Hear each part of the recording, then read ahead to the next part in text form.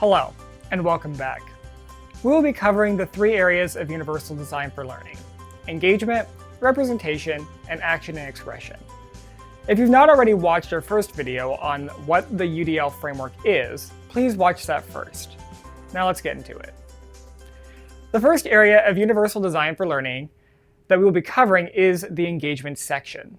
In the last video, we learned that engagement is the why of learning. Now, while some teachers read the why of teaching or learning and think engagement is about answering the dreaded "when are we ever going to use this" question from students, in reality, it refers more to the variability within students. Why do some students ace the final and others don't? Why do some students pay attention while other students sleep? In 1930, the Republican-controlled House of Representatives, in an effort to alleviate the effects of the the Great Depression, passed the a tariff bill, the Hawley-Smoot Tariff Act, which raised or lowered raised tariffs in an effort to collect more revenue for the federal government. Did it work? Anyone know the effects? It did not work, and the United States sank deeper into the Great Depression. Today, we have a similar debate over this. Anyone know what this is, class? Anyone? Anyone seen this before? The Laffer curve. Anyone know what this says? It says that at this point on the revenue curve, you will get exactly the same amount of revenue as at this point. This is very controversial. Does anyone know what Vice President Bush called this in 1980? Anyone? Something DOO economics. Voodoo economics. Ouch. That was hard to watch. We want to make sure that by the end of this video, you do not feel like that as an educator. As you learned in the last video, every student learns differently. The causes for those learning differences could be from anything and everything to neurology, to culture, to background knowledge.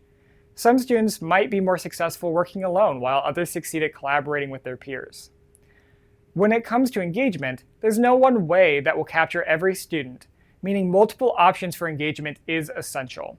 I really think it means bringing the students into the learning process. So kind of pulling them from being passive learners to actively involved learners. And I think you do that I do that in a number of ways. I think I try to be engaging by showing passion for what I do and interest in what I do. I think that goes a long way.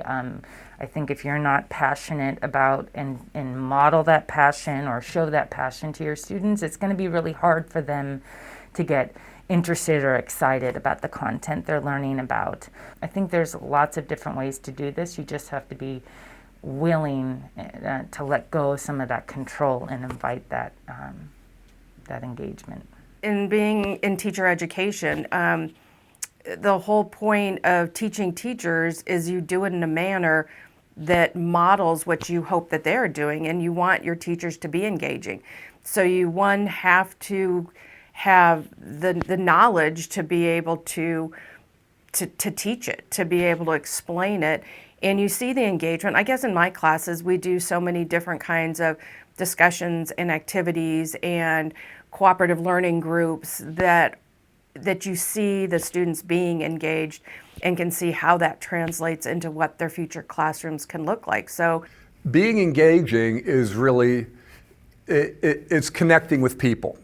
It's connecting with people. The way that you connect with people is when students or anyone you're presenting in front of is when they can not only detect your passion, but they get a little buzz off of it themselves, that there's some transference there. Passion is very important. Being able to tell a story. Your body language, your tone of voice, your facial expression, your ability, some of the things that have been difficult this semester, your ability to go up to students, your ability when you see a student doing a good job to just pat their shoulder, let them know that you're as involved in their learning as you want them to be involved with it. a way to be engaging when you're just talking is to be excited, but also to be clear. I think if you talk around in circles, that's when people start to fall asleep. So if I can keep a high energy, if I can pose interesting questions, I'm totally fine waiting for people to respond to me. But then, you know, I'm also fine being like, well, it's been like a minute. I'll just keep going. I like asking difficult questions, and I think you guys enjoy thinking about them, even if you're not gonna like raise your hand and answer the question. I get feedback that's like, oh, I'd never thought of it that way, and that's very meaningful to me, even if no one ever actually participates in class. I don't think that's necessarily an indicator of level of engagement.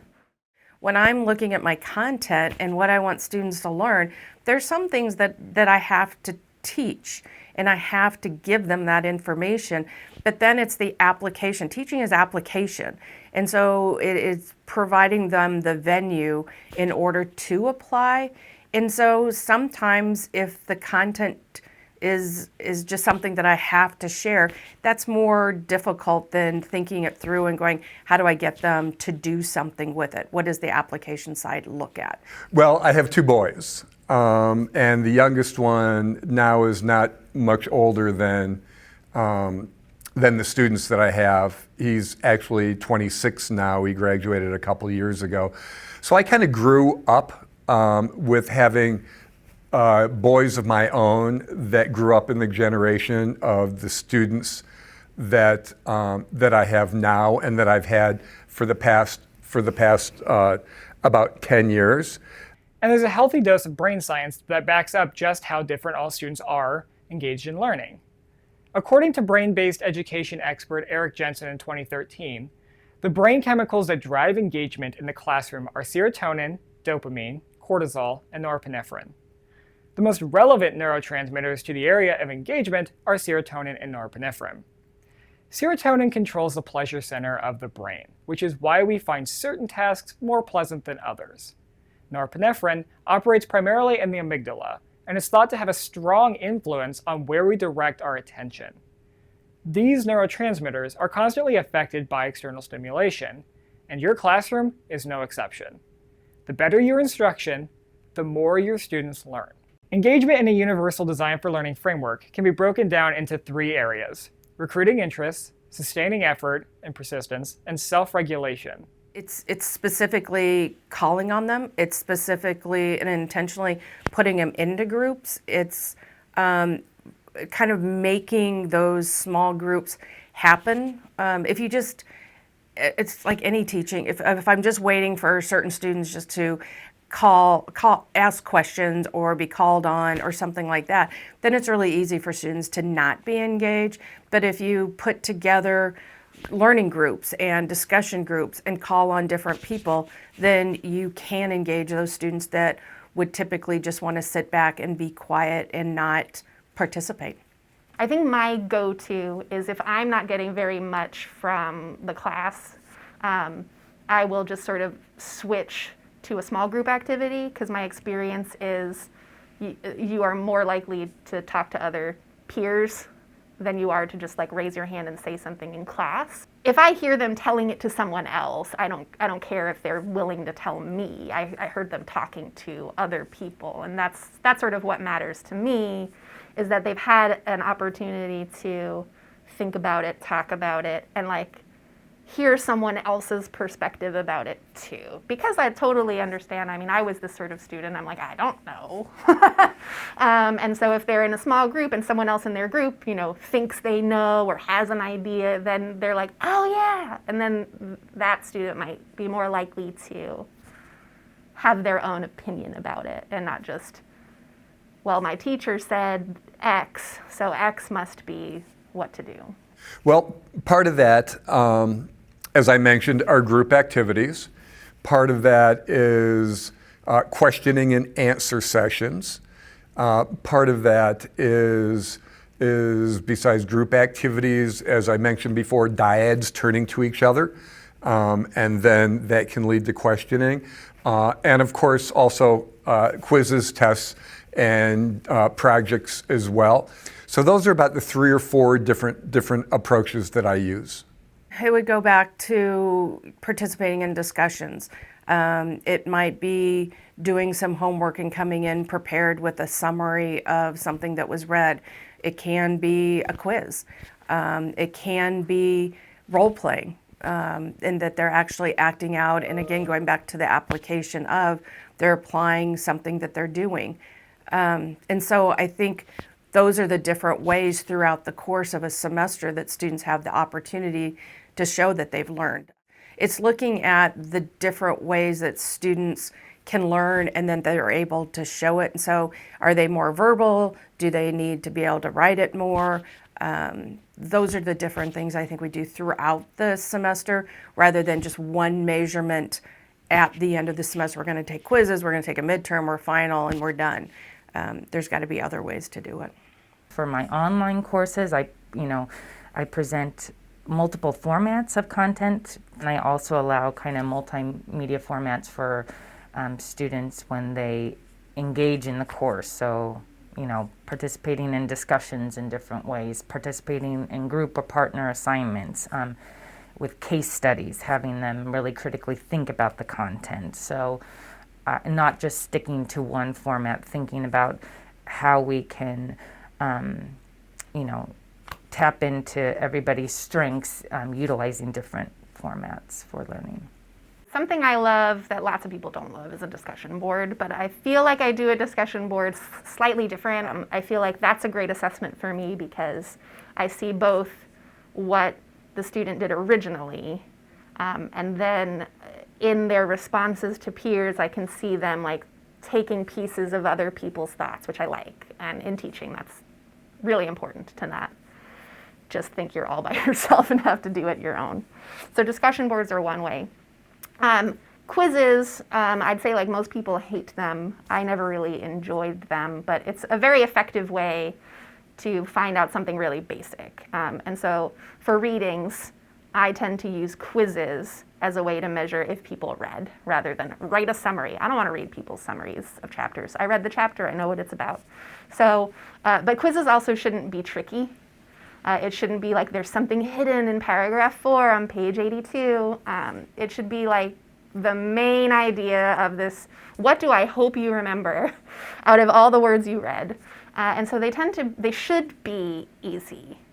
They should be like main headings from the chapter, really something important that like if you read it, you will know it. Papers, presentations for like summative assessments are good. I prefer those usually to a final exam when I'm teaching by myself, but they do take longer to grade. I'm a huge proponent of constructive and extensive feedback, which not every student likes, because I guess if you get a paper bag and there's lots of comments in it, it makes you feel like maybe you didn't do a good job. But I feel like my feedback tends to focus on what I think people did well, in addition to what could be better. So a lot of my comments end up being things like, oh, I really like the point you made here. So once people read the feedback, if they read the feedback, I think it's less overwhelming than when you first see it. But I like opportunities for that. I think that's a two-way street. I think students have to be advocates for themselves to, one, say that something's hard or they're struggling with it, so that as a faculty member, then I can give them learning strategies, other resources to help be persistent. So I do think that that's a two-way street, that I'm not always going to know if it's a struggle for a student. Was it that they didn't prepare for it? Like, did they not read the chapter to be able to engage with it or pass a quiz? Or was it something that just is really hard for them?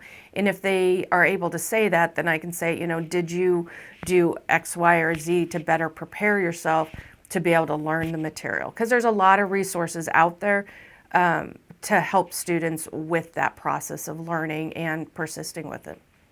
The way that I do that best is the same way that I would work with teachers when I would consult, is I have to find a context that has meaning to those students or to those teachers that I consult with. If I can create context is what gives behavior its meaning. And if I can create a context that's meaningful or relevant to a certain student or group of students or to certain teachers, then that brings off, the light bulb goes off in their head. To me, it's all about making a context when they can understand something. I think it starts by kind of setting the expectations for the student and talking about, the content. So if it's challenging content, letting the students know up front that it's not going to be a breeze, that there's aspects of it that may be difficult to understand, but that kind of prepping them for it and explaining it, but also kind of letting them know what the other side of it is. If they persist and stick with it, it'll broaden their learning, their understanding, and so forth.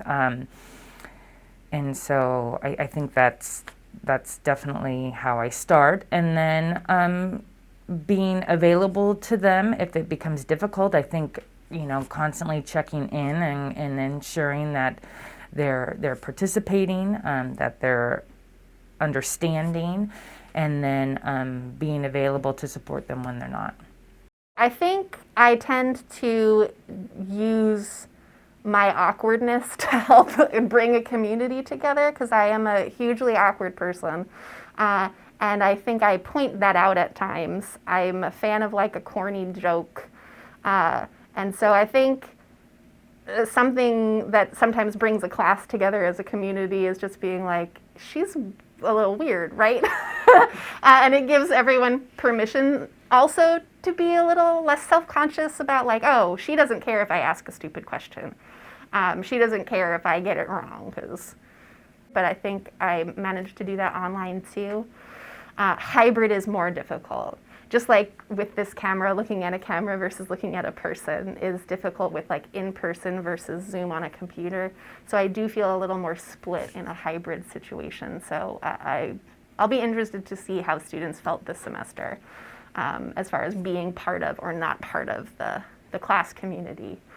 It's a huge part of my teaching. I think that developing a community in the classroom is the most important thing, and I think that if I don't model it as an instructor, then students can't see what they should be setting up in their future classrooms.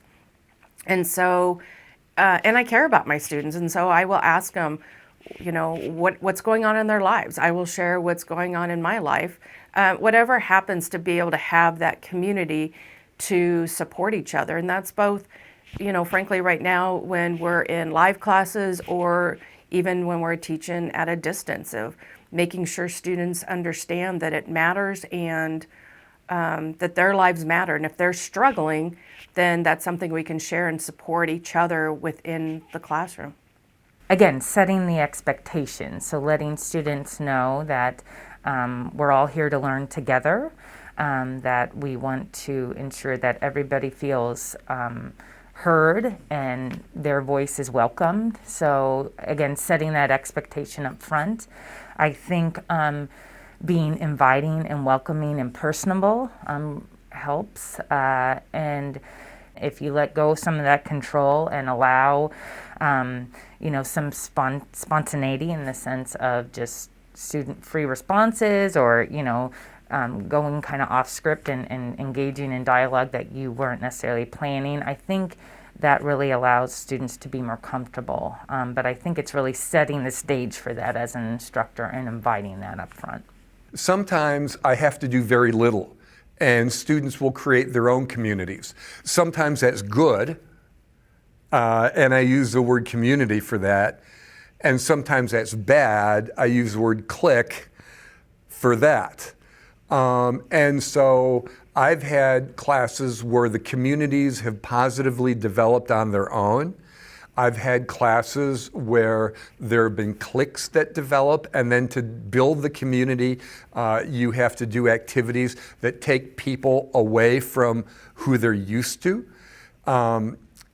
When you get people out of their comfort zones and they have to rely on each other for something, but they don't really have a relationship developed with the other person, it requires a level of trust and a level of self-disclosure that you don't have to do when you're with a group that go together, that are doing the same thing, have the same interests, have the same passion or complaints for a given course. Then that becomes much more difficult. There are multiple strategies that instructors can implement to increase student engagement. Support risk-taking. Every time a student answers a question in front of the class, they're taking the risk of saying, "This is what I know," and they're doing that in front of their peers. If you're dismissive of the student's ideas, all students in your class are less likely to participate in the future. Share examples and non-examples. It is a fact that some students become disengaged from learning because the instruction is not clear enough.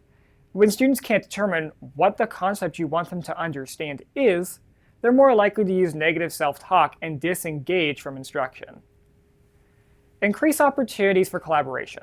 But it's important to know that students will buy into learning that seems fun and low stakes. The chance to collaborate with other students might represent a chance to clarify one student's knowledge with one another, as well as gives a break from the humdrum daily class. Incorporate authentic and relevant examples. Learning is only important insofar as the things that we learn are useful. Connecting the information that you're teaching to other areas of life that students understand help clarify your content, as well as offers a chance for you to let your personality shine through your instruction. Provide frequent formative feedback. Immediate feedback on assessment or assignments or presentations is crucial. Your feedback is used as a buffer against students encoding wrong answers into long-term memory. If you don't give students feedback, students are more likely to make the same mistakes repeatedly, which makes them feel like your class is insurmountable.